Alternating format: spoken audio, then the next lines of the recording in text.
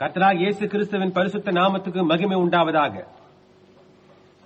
நமது அருமை சகோதரனும் 20ஆம் நூற்றாண்டின் தீர்க்கதரிசியுமான வில்லியம் மரியம் பிரென்னாம் அவர்களால் நவம்பர் மாதம் 28ஆம் தேதி 1965ஆம் வருஷம் லைஃப் கூடாரம் ஷ்ரீவர்போர்ட் லூசியானா அமெரிக்காவில் on the wings of a snow white dove, பனி வெண்புறா சிறகுகள் மேல் என்ற தலைப்பில் உண்டான செய்தியை இப்பொழுது நீங்கள் தமிழாக்கத்துடன் கேட்கப் போகிறீர்கள்.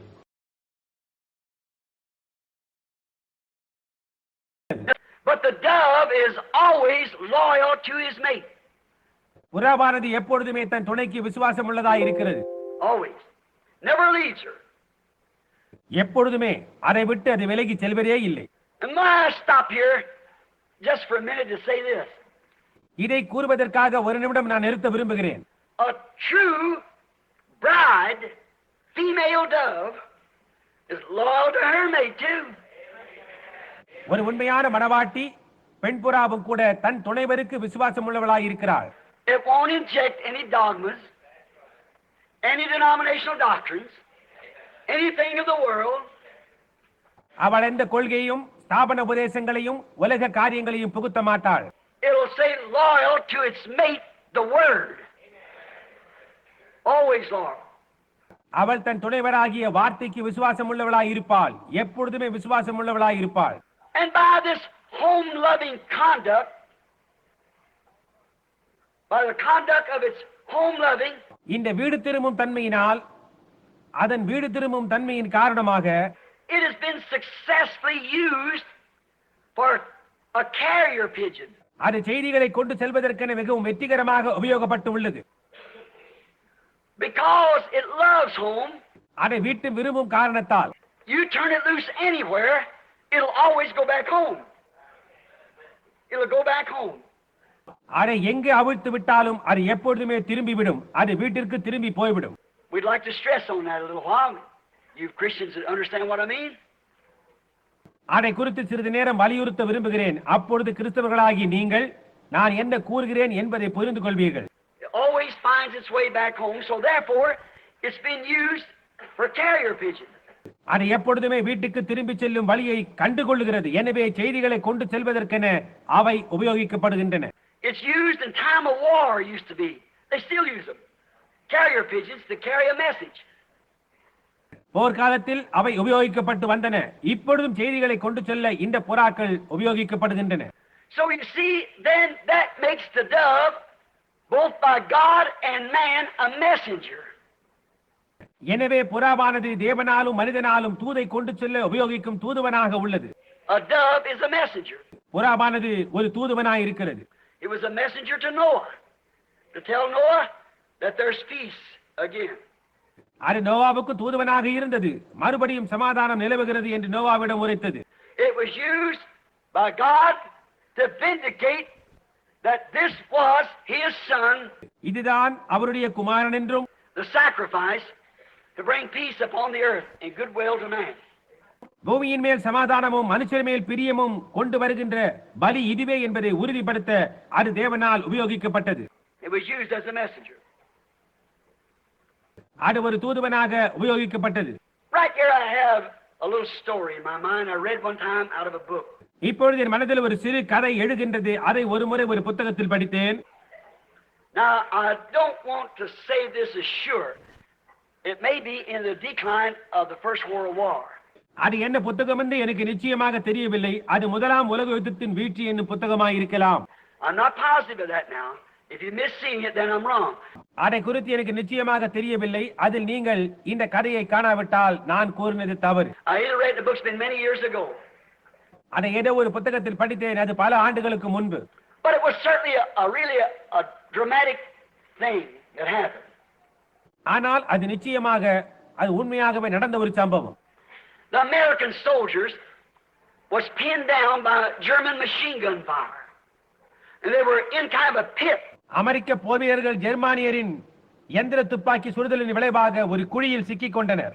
You soldiers, I guess, understand how they were on a reconnaissance somewhere. ராணுவ வீரர்களாகிய உங்களில் சிலர் அவர்கள் எப்படி வேவு பார்க்க சென்றிருப்பார்கள் என்பதை புரிந்து கொள்வீர்கள். Was pinned down. And they had just a little bit of ammunition left அவர்கள் சிக்கிக் கொண்டனர். அவர்களிடம் துப்பாக்கி வெடிமருந்து கொஞ்சம் தான் மீறி இருந்தது. And the Germans was moving in. Great units moving in everywhere. ஜெர்மானியர்கள் திரளாக அணிவகுத்து எல்லா இடங்களிலும் முன்னகர்ந்து கொண்டிருந்தனர். And they knowed that unless they get some reinforcement, some help, that they would soon all die. அவர்களை பலப்படுத்துவதற்காக சேனைகள் சிறிது உதவி கிடைக்காவிட்டால் அவர்கள் விரைவில் மரித்து போவார்கள் என்று அறிந்திருந்தனர். They had to. The Germans coming right down off the mountains, looking right down their neck, going right into them like that. அவர்கள் மறிக்கத்தான் வேண்டும். ஏனெனில் ஜெர்மானியர்கள் மலையை விட்டு கீழே இறங்கி வந்து அவர்களுடைய கழுத்துகளுக்கு கீழாக பார்த்து அவர்களை நோக்கி சென்று கொண்டிருந்தனர். And one of them happened to remember that he had a little mascot, a little pigeon. அப்பொழுது அமெரிக்க வீரர்களில் ஒருவனுக்கு அவனிடம் ஒரு சிறு புறா இருந்தது ஞாபகம் வந்தது. So he knew that this pigeon, if it could get out of there, would carry the message to the main headquarters, to where they'd been stationed.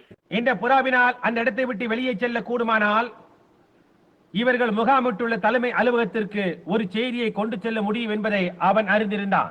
And so they sat down and wrote on a note.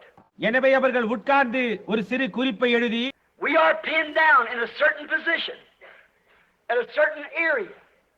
அதாவது நாங்கள் இந்த குறிப்பிட்ட இடத்தில் குறிப்பிட்ட நிலையில் சிக்கிக் கொண்டிருக்கிறோம். We're out of ammunition. In a few hours, we'll have to surrender, or either we'll be massacred. எங்களிடம் இருந்த வெடிமருந்து குறைந்து விட்டது. இன்னும் சில மணி நேரத்தில் நாங்கள் சரணடைய வேண்டும் அல்லது கொல்லப்பட வேண்டும் என்று குறிப்பு எழுதி, And they pinned this or tied it on the foot of this little dove and turned him loose. அதை இந்த சிறு புறாவின் பாதத்தில் கட்டிவிட்டு அதை பறக்க விட்டனர். Now he's a home-loving bird, so what does he do? He takes back home for his find his mate. புறாவானது வீடு திரும்பும் பறவை. எனவே அது என்ன செய்கிறது? அது வீடு திரும்பி தன் துணையை கண்டுபிடிக்கிறது. She was worried about him. He'd have to come back home. அந்த பெண் புறா இந்த ஆண் புறாவானது வீடு திரும்ப வேண்டுமே என்று கவலை கொள்ளுகிறது. And as he went up, the Germans seen what had happened. அந்த புறா பறந்து சென்ற போது ஜெர்மானியர்கள் என்ன நடந்தது என்று அறிந்து கொண்டனர். So the thing they done, they started shooting at the dove. அவர்கள் என்ன செய்தார்கள் என்றால் அந்த புறாவை நோக்கி சுட்டனர். And one of them hit him with the 30 caliber machine gun or bullet. It broke his leg. அவர்களில் ஒருவன் சுட்ட புள்ளி 30 தோட்டா அதன் காலை உடைத்தது. Another tore a big hunk out of his back. மற்றொரு தோட்டா அதன் முதுகில் உள்ள பெரிய மாமிசத்தை பித்து விட்டது. His chest was bruised all the way across. அதன் மார்பு முழுவதுமே காயப்பட்டது. One of his wings is crippled, the end shot off of it. And he flew sideways. அதன் சிறகுகளில் ஒன்று அடிபட்டு ஊனமாகி அது பக்கவாட்டில் பறந்தது. But he kept climbing. Finally, he made it. அப்படி இருந்தும் அது உயர பறந்து முடிவிலே அந்த இடத்தை அடைந்தது. Crippled, wounded, broken, bruised. But he fell in the camp with the message. ஊனமடைந்து காயப்பட்டு உடைக்கப்பட்டு நொறுக்கப்பட்டு அப்படி இருந்த போதிலும் அந்த செய்தியுடன் அது முகாமை அடைந்தது.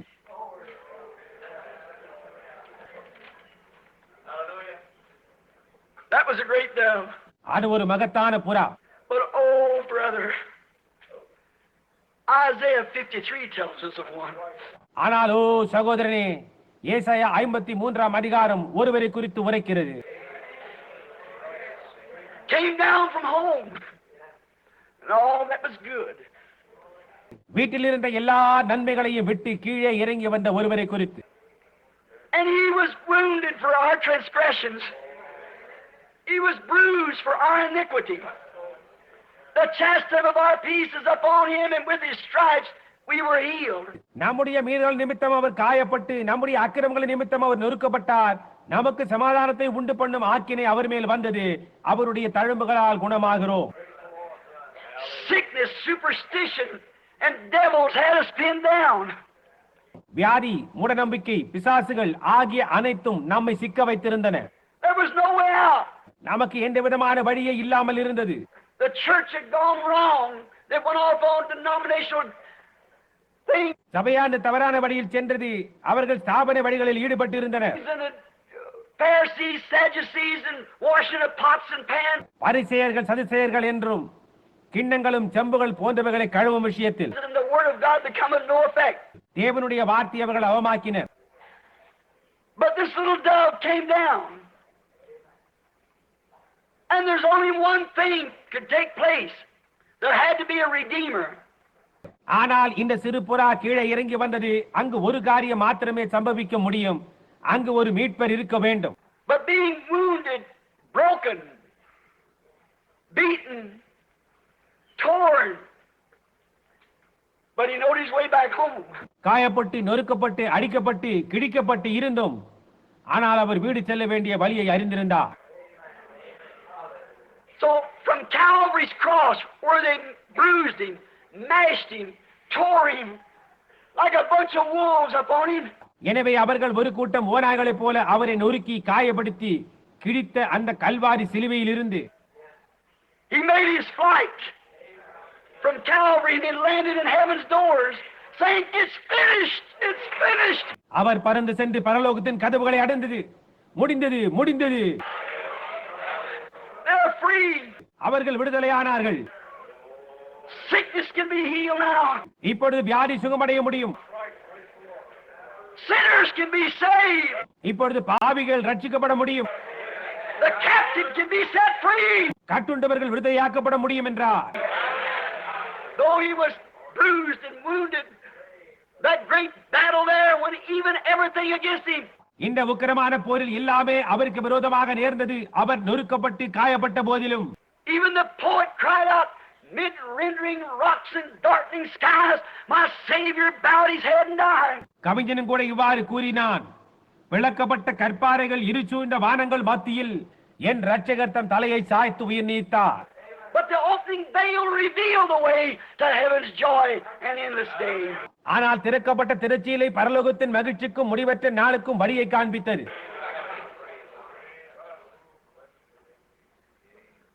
I've been a neurotic all my life. என் வாழ்நாள் முழுவதும் நான் பயங்காலியாய் இருந்தேன். As a little boy, there was something struck me. That scared me. About every 7 years, it would happen to me. நான் சிறுவனாய் இருந்தபோது ஏதோ ஒன்று என்னை தாக்கி பயமூட்டியது. 7 ஆண்டுகளுக்கு ஒரு முறை அது மறுபடியும் எனக்கு நிகழும். Brother Jack remembers when I first started, come off the field for a year. Something has happened. ஆடு முதலில் தொடங்கினது. சகோதரன் ஜாக்கதை அறிவார். நான் ஓராண்டு காலம் சுவிசேஷ வேலையில் இருந்து அப்பொழுது விலகி இருந்தேன். ஏதோ ஒன்று சம்பவித்தது. I remember the day that Juanita Hemphill, I think her name's Juanita Kelly now, she married Brother Kelly after the death of her husband. ஜியானிடா ஹெம்சில் பாடல்களை பாடும் அந்த நாளை நினைவு கூறுகிறேன். அவளுடைய பெயர் இப்பொழுது ஜியானிட்டா கெல்லி என்று நினைக்கிறேன்.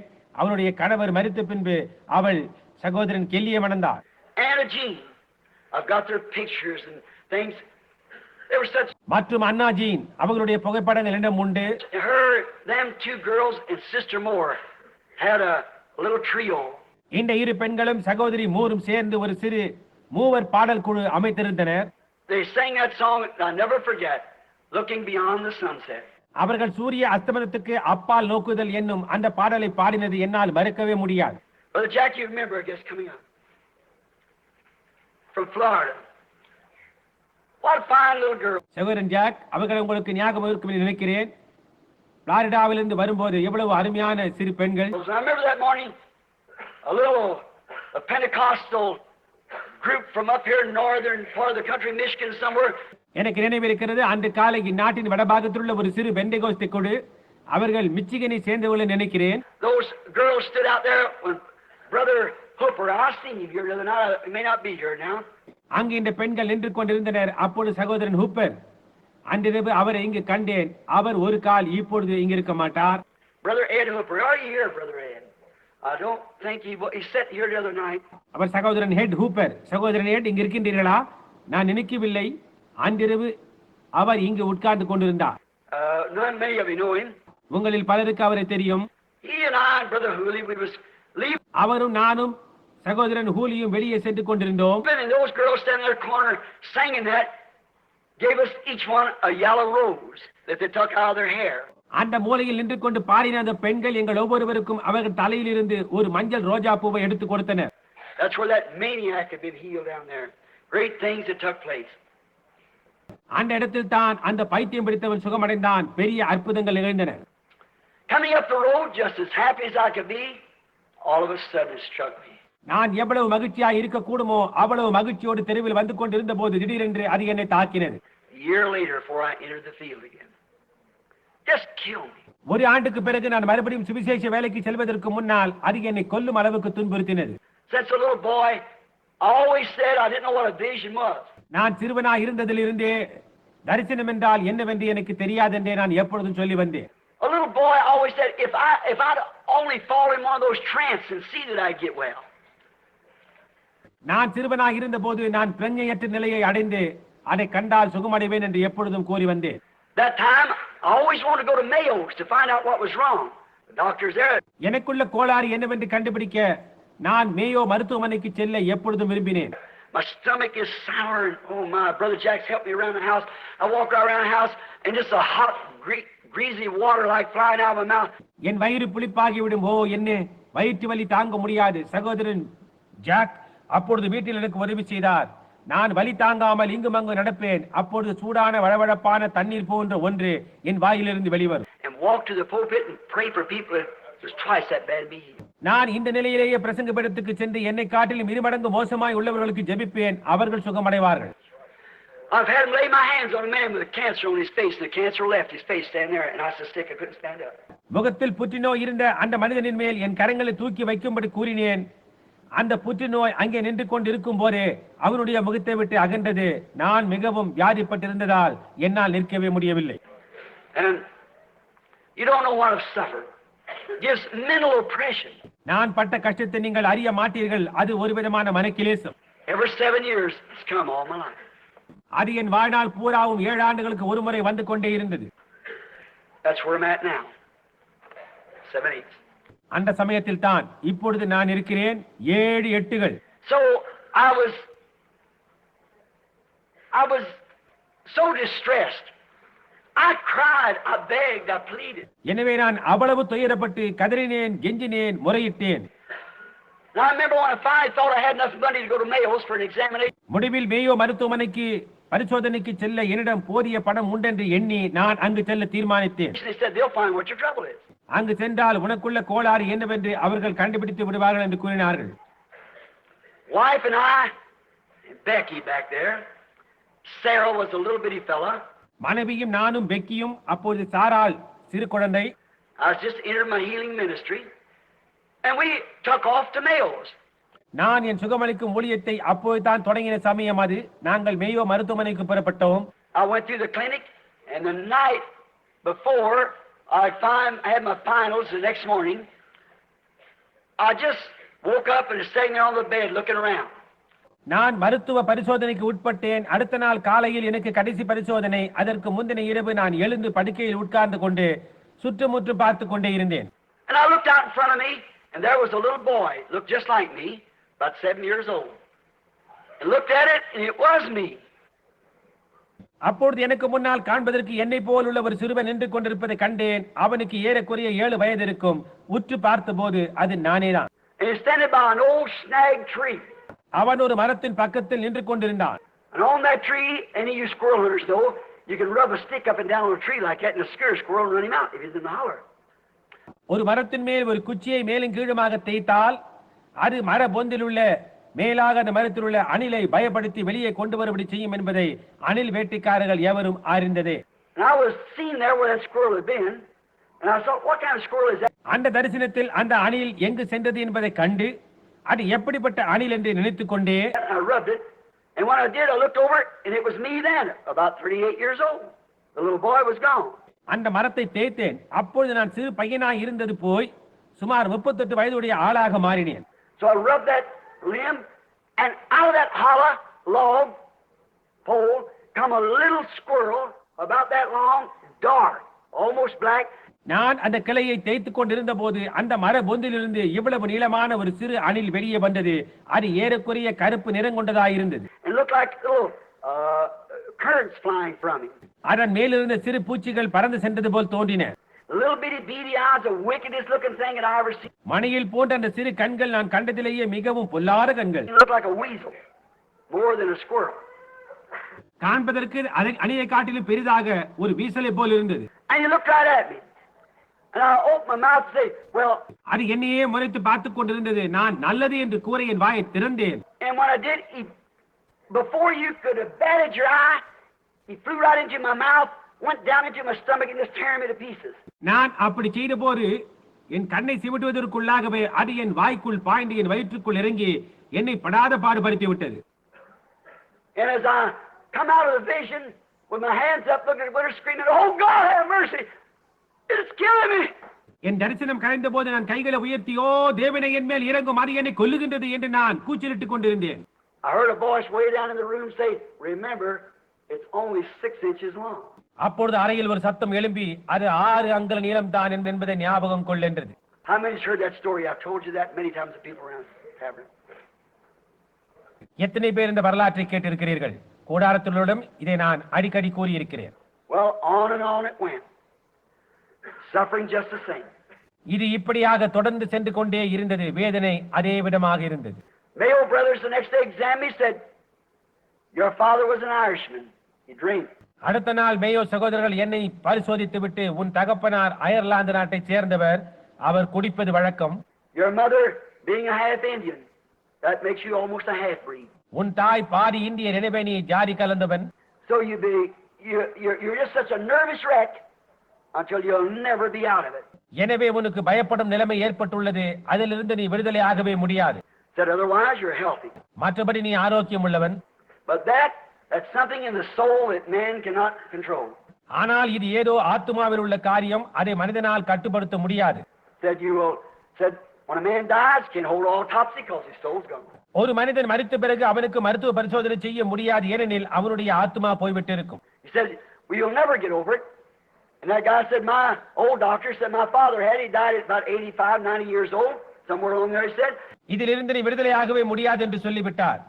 அந்த என்னுடைய பழைய வைத்தியர் என்னிடம், என் தகப்பனார் 85, 90 வயதான போது இருந்தார் என்றும், He said a month or two before he died, I examined him, had all his life. He said, "Spell." அவர் மரிப்பதற்கு 1-2 மாதங்களுக்கு முன்பு அவர் அவரை பரிசோதித்தார் என்றும், அவருடைய வாழ்நாள் முழுவதும் இது அவருக்கு உண்டா இருந்ததென்றும், அவருக்கு திரும்ப திரும்ப காலம் வரையில் வந்து கொண்டிருந்தது என்றும் அவர் கூறினார். Some people said they get it, they're high-tempered. So that's the kind that'll kill you. அவர் சிலருக்கு இது நேரிடும் போது அவர்களுக்கு அதிக கோபம் வருகிறது, அந்த விதமான ஒன்றுதான் மனிதர்களை கொன்று போடும். He said the other kind, like women in menopause, they cry. மற்றொரு விதம், ஸ்திரீகளுக்கு மாதவிடாய் இருக்கும் சமயத்தில் நேரிடுவது, அவர்கள் அழுது கொண்டே இருப்பார்கள். You got the kind that's kind of a weary feeling. அது துயர உணர்ச்சியை அளிக்கும். He said the old timers used to call it had the blues, it wouldn't leave them. பழங்காலத்தவர்கள் அந்நிலையை விவரிக்க had the blues என்று ஆங்கிலத்தில் கூறுவார்கள், அது அவர்களை விட்டு போகவே போகாது. So when that hits you, your stomach sours, you're just upset. அது வரும்போது வயிறு புளிப்பாகிவிடும், அவர்கள் அவதிப்படுவார்கள் என்றார். I said, "But sir, I don't do that." I said, "I'm happy." நான், ஐயா, எனக்கு அப்படி ஒன்றும் இல்லையே, நான் சந்தோஷமாக தானே இருக்கிறேன் என்றேன். He said, "That's right. That's just out of the human grab bag." Said, "You'll always have it." அவர், அது சரிதான், இது மானிட மனதில் ஏற்பட்ட ஒன்று, இது உன் வாழ்நாள் பூராவும் உனக்கு இருக்கும் என்று சொல்லிவிட்டார். Oh, what a discouraging thing. என்ன ஒரு அதயத்தை உண்டாக்கும் காரியம். But the words of thinking, remember, it's only 6 inches long. ஆனால் அது 6 அங்குலம் நீளம் மாத்திரமே என்று ஞாபகம் கொள் என்னும் வார்த்தை அதை நினைக்கும் போது, That's hung with me, as my dear wife Becca can tell you. Year after year, I've thought of that. என் நினைவில் அது பதிந்திருந்தது. பின்னால் உட்கார்ந்து கொண்டிருக்கும் என் அருமை மனைவி அதை குறித்து உங்களிடம் கூற முடியும். ஒவ்வொரு ஆண்டும் அதை குறித்து சிந்தனை செய்து கொண்டே வந்தேன். And then going overseas this last time, சென்ற முறை நான் வெளிநாடு போகும்போது, I was back home. I was on a squirrel hunting trip. அதற்கு முன்னர் நான் வீடு திரும்பி அணில் வேட்டைக்காக சென்றேன். I jumped out of the car with Brother Banks Woods, who's listening in tonight. அதற்கு முன்னர் நான் வீடு திரும்பி அணில் வேட்டைக்காக சென்றேன். நான் காரை விட்டு சகோதரன் பேங்க்ஸ் உடன் கீழே இறங்கினேன். அவர் இன்றிரவு இதை கேட்டுக் கொண்டிருக்கிறார். I started up the hill and looked like my heart would jump out of me. நான் மலையின் மேல் ஓட ஆரம்பித்தேன். அப்பொழுது இருதயம் என்னை விட்டு வெளியே குதித்து விடும் என்பது போன்ற உணர்ச்சி உண்டானது. I asked Dr. Sam Adair. I said, "What does that?" நான் டாக்டர் சாம் அடரிடம், அவ்விதமாக அது செய்கிறது, அது என்ன என்று கேட்டேன். He said, "Next time you have it, get a cardiogram." அவர் அடுத்த முறை அப்படி நேரிடும் போது உன் இருதய துடிப்பை வரைபடமாக்கி பார் என்றார். Sorry. நான் சரி என்றேன். So it happened again the next year. And when I took the cardiogram, they said, nothing wrong with your heart. Said, you're just nervous. அடுத்த ஆண்டும் அதே போன்ற உணர்ச்சி எனக்கு உண்டானது. நான் இருதய துடிப்பு வரைபடம் எடுத்தேன். அவர் உன் இருதயத்தில் ஒரு கோளாறும் இல்லை, உனக்கு நரம்பு சம்பந்தமான பிரச்சனை உள்ளதென்றார். Start coming on, man. அப்பொழுது முதல் அது எனக்கு வரத் தொடங்கினது. Well, another doctor said to me, a good friend of mine said, that's your heart, boy. நல்லது. வேறொரு மருத்துவர், எனக்கு நெருங்கிய நண்பர், அவர், அது உன் இருதயம் தம்பி, Said, you better be careful. நீ ஜாக்கிரதையாக இருப்பது நல்லது என்று கூறிவிட்டார். That's the year I called Brother Moore, and he got somebody preaching my stead when I went on that ram hunt with Brother Fred. அந்த ஆண்டு தான் நான் சகோதரன் மோரை தொலைபேசியில் கூப்பிட்டு விஷயத்தை கூறினேன். எனக்கு பதிலாக வேறு யாரையோ பிரசங்கத்துக்காக ஏற்பாடு செய்தார். நான் அப்பொழுது சகோதரன் ஃப்ரெட்டுடன் செம்மறி ஆட்டுக்கடா வேட்டைக்காக சென்றேன். I'd go up over mountains just like I did when I was 16 years old, mile after mile running. Never bothered me a bit. See? I come back and told Sam, he said, well, there's something wrong, you better be careful. எனக்கு 16 வயது இருந்த போது நான் செய்தது போல் நான் மலையின் மேலேறி பல மைல்கள் ஓடினேன். ஆனால் அது என்னை சிறிதும் தொல்லைப்படுத்தவில்லை. பாருங்கள், நான் திரும்பி வந்து சாமியிடம் கூறினேன். அவர், ஏதோ கோளாறு உள்ளது, நீ ஜாக்கிரதையாக இருப்பது நல்லது என்றார். Then I saw a vision of an old doctor standing with those old-fashioned doctor with some stereoscopes over his arm. அதன் பிறகு நான் தரிசனத்தில் பழமை நாகரிகம் கொண்ட ஒரு மருத்துவர் கையில் மருத்துவ குழாயுடன் நின்று கொண்டிருப்பதை கண்டேன். He said, he stand in front of me one day. He said, don't let him tell you that's your heart, that's your stomach. ஒரு நாள் அவர் எனக்கு முன்னால் நின்று கொண்டு, அது உன் இருதயம் என்று அவர்கள் கூறுவதை நம்பாரே, அது உன் வயிறு என்றார். So I thought, well, I'll just take that word because it was a vision. அப்பொழுது நான், இது ஒரு தரிசனமாய் இருப்பதால் இந்த வார்த்தையை நான் நம்புவேன் என்று நினைத்துக் கொண்டேன். Come on, I started to Africa to get some shots. நான் ஆப்பிரிக்காவுக்கு புறப்பட்டேன். சில ஊசிகள் போட்டுக் கொண்டேன். I had to take a bunch of shots before going to Africa. That's the law. அங்கு செல்வதற்கு முன்பு நான் பல ஊசிகள் போட்டுக்கொள்ள வேண்டியதா இருந்தது. அதுதான் சட்டம். So when I was getting these shots, he said, well, I can't find one thing wrong with you. ஆகவே இந்த ஊசிகளை தான் போட்டுக்கொண்ட போது அவர், உன்னில் ஒரு கோளாறும் நான் கண்டுபிடிக்கவில்லை. Said your hemoglobin, your blood's 96. உன் haemoglobin 96. Said if you're 16 years old, it wouldn't be any worse, wouldn't be any better. நீ இப்பொழுது 16 வயதுடனாய் இருக்க நேரிட்டாலும் இதை காட்டிலும் சிறந்ததாக இருக்கவே முடியாது. And said hard enough to beat you 100 years. Lungs, everything. Said you're all right, no sugar, nothing. இன்னும் 100 ஆண்டுகளுக்கு உன் இதயம் வேலை செய்ய போதுமானதாய் உள்ளது. உன் சுவாசப்பை எல்லாமே நன்றாய் உள்ளது, உனக்கு ஒன்றுமில்லை, சர்க்கரை கூட இல்லை என்றார். I said thank you. So I got a physical test and to take my health certificate to the board. நான் நன்றி என்று கூறினேன். நான் மருத்துவ பரிசோதனை செய்து கொண்டேன். ஏனெனில் நான் ஆரோக்கிய சான்று பத்திரத்தை குழுவிடம் சமர்ப்பிக்க வேண்டும். So he said, you know anything about? அவர், உனக்கு அதை குறித்து ஏதாவது தெரியுமா என்று கேட்டார். I said nothing but persistent souring in the stomach all the time. நான், ஒன்றுமில்லை, ஆனால் எப்பொழுதுமே வயிற்றில் அமிலம் அதிகமாகிக் கொண்டிருக்கிறது என்றேன். He said, well, I'll tell you. He said, அவர், நல்லது, நான் உனக்கு சொல்கிறேன். I said, well, I've been examined. I've been to Mayo Brothers and everywhere. நான் சொன்னேன், ஓ, எனக்கு மருத்துவ பரிசோதனை நடத்தப்பட்டது, நான் மேயோ சகோதரிடமும் மற்ற இடங்களுக்கும் சென்றிருந்தேன் என்று. He said, but wait a minute. He said, sometimes the ulcer is so little that that barium meal won't show it. அவர், ஒரு நிமிடம் பொறுங்கள், சில நேரங்களில் வயிற்றுப்புண் மிக சிறியதாக இருக்குமானால் பேரியம் ஆகாரம் பரிசோதனையில் அது காணப்படாது. And sometimes it's too big to show it because an x-ray is only a shadow. சில சமயங்களில் காணப்படாதபடி மிக பெரியதாக இருக்கும், ஏனெனில் எக்ஸ்ரே ஒரு நிழல் மாத்திரமே. The little bitty ulcer, you can't see, there won't enough stick. சிறு வயிற்றுப்புண்ணை எக்ஸ்ரேயில் காண முடியாது, ஏனென்றால் பேரியம் ஆகாரம் போதிய அளவுக்கு ஒட்டிக் கொள்வதில்லை. Whole lot of little bitty ulcers could do that. சிறு சிறு வயிற்றுப்புண்கள் நிறைய இருந்தால் அது அப்படித்தான் இருக்கும். He said, I know an old doctor up here that's found an instrument, they got it now. இங்கு ஒரு மருத்துவர் இருக்கிறார், அவர் ஒரு கருவியை கண்டுபிடித்திருக்கிறார், அவர்களிடம் அது உள்ளது. They could put you to sleep with a little sodium and pentothal. அவர்கள் கொஞ்சம் சோடியம் பென்டோஸ்டால் கொடுத்து உன்னை தூங்க வைத்து விடுவார்கள். Put a tube in your throat and they just actually look down in your stomach and see what's wrong. பிறகு ஒரு குழாயை உங்கள் தொண்டையின் வழியாக செலுத்தி உங்கள் வயிற்றில் என்ன கோளாறு என்று நேராக காண்பார்கள். Said he's your type of people. He's a Christian. அவர் உங்கள் மாதிரியானவர், அவர் ஒரு கிறிஸ்தவர். Said why don't you go see him? நீங்கள் ஏன் அவரை சென்று காணக்கூடாது என்றார். I took his name, Dr. Van Ravensworth. அவருடைய பெயரை நான் எழுதி கொண்டேன், doctor Van Ravensworth. So when I come back, I went up to see the old doctor. நான் ஆப்பிரிக்காவிலிருந்து திரும்பி வந்தபோது அவரை காண சென்றிருந்தேன். Oh, he's a fine old man from Dutchess Indies. I have a big line of missionaries. ஓ, அவர் மிகவும் அருமையான முதியவர். அவர் Dutch கிழக்கிந்திய தீவுகளில் இருந்து வந்த பல மிஷனரிமார்களில் ஒருவர். You'd heard of me and read my book. அவர் என்னை குறித்து கேள்விப்பட்டிருக்கிறார், என் புத்தகங்களையும் படித்திருக்கிறார். Oh, he just shook my hand. He said, Brother Branham, I'd be glad to do that for you. ஓ, அவருடன் கைகுலுக்கி, சகோதரன் பிரணாமே, இந்த பரிசோதனையை உங்களுக்கு நடத்த நான் மிக்க மகிழ்ச்சி கொள்வேன். He said, tell you what, do. Next week you run over to the hospital over here and said, and call me up before you go. நீங்கள் என்ன செய்ய வேண்டும் என்று சொல்கிறேன். அடுத்த வாரம் இங்குள்ள மருத்துவமனைக்கு செல்லுங்கள். போவதற்கு முன்பு என்னை கூப்பிடுங்கள். And said, I have to give you a little shot of Pentothal. And said, then what to do, said, it puts you to sleep for 5 minutes. நான் உங்களுக்கு சோடியம் பென்டோத்தால் ஊசி போட வேண்டும். அப்பொழுது அது உங்களை 5 நிமிடங்கள் தூங்க வைக்கும் என்றார். My little girl had just took it to have a tooth pulled. And Brother Norman's little girl. என் மகள் பல்லை பிடுங்கிக் கொள்வதற்காக அந்த ஊசி போட்டுக் கொண்டாள். சகோதரன் நார்மனின் மகளும் கூட. At 5 minutes sleep, I thought, that won't bother me. So I thought I'd be satisfied then to look at it. 5 நிமிடம் தூக்கம் தானே, அதனால் பாதகமில்லை என்று எண்ணினேன். அவர்கள் வயிற்றுக்குள் என்ன இருக்கிறது என்று பார்த்தால் எனக்கு திருப்தியா இருக்கும் என்று எண்ணினேன். And then the next morning, I raised up in the bed and looked around. அடுத்த நாள் காலை நான் படுக்கையில் இருந்து எழுந்து சுற்றுமுற்றும் பார்த்தேன். I looked over in the twin bed. My wife over there, she hadn't woke up yet. I was looking out the window towards the great Catalina Mountains. There where I live. என் கட்டிலுடன் இணைந்த கட்டிலை நான் பார்த்தேன். என் மனைவி அதில் இருந்தால் உறக்கத்தினின்று இன்னும் எழுந்திருக்கவில்லை. நான் ஜன்னலின் வழியாக உயரமான கேட்டலினா மலைகளை பார்த்துக் கொண்டிருந்தேன். And I looked up there where the angel of the Lord put that sword in my hand.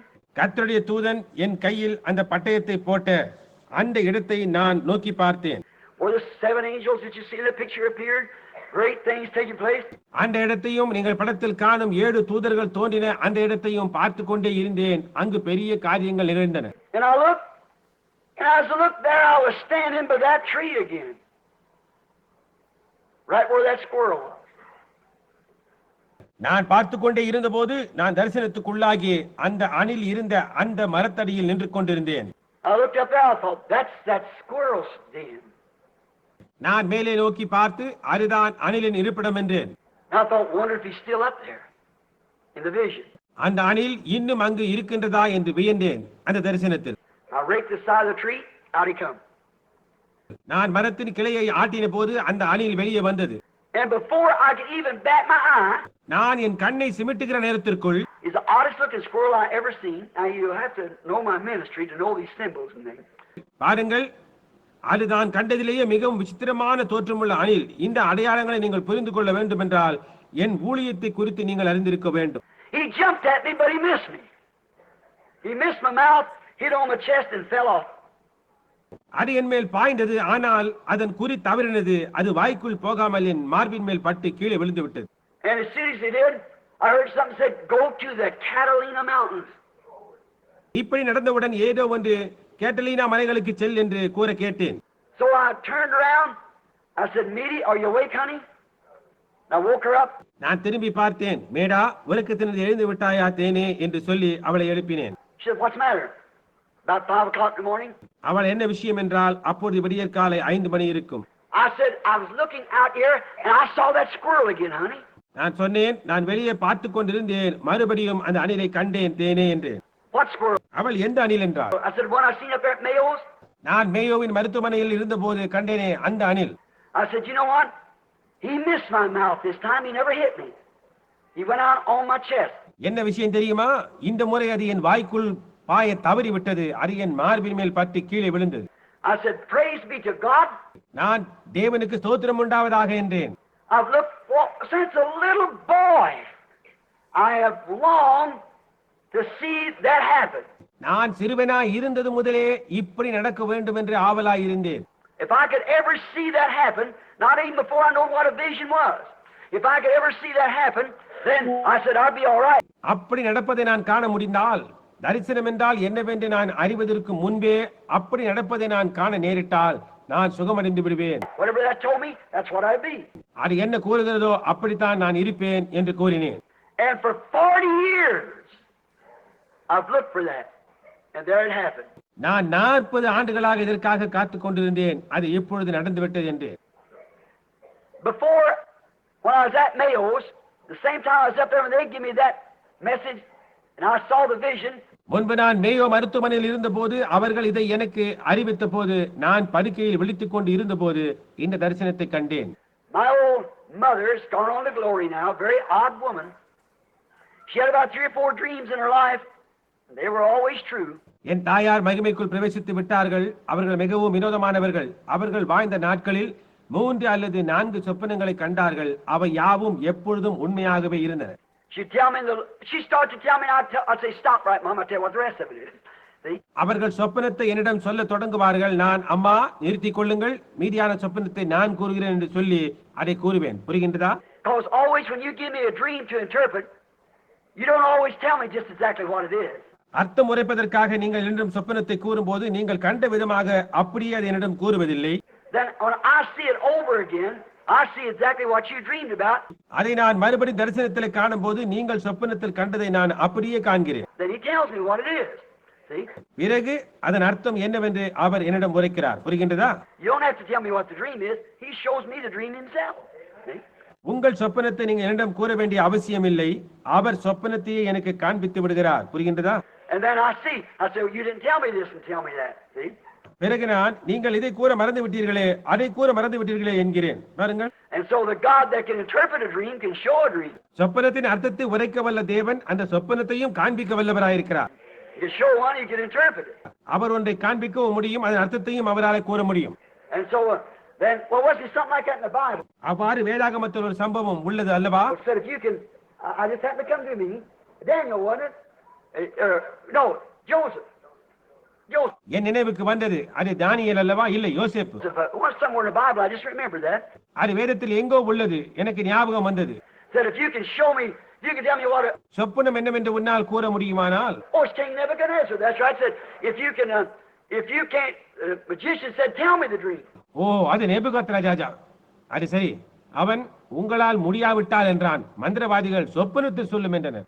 He said, it's gone from me. That's right. I remember that. Just thought of it then. அவன் சொப்பனம் எனக்கு மறந்து விட்டது என்றான். சரி சரி, எனக்கு அது ஞாபகம் வந்தது. Now notice,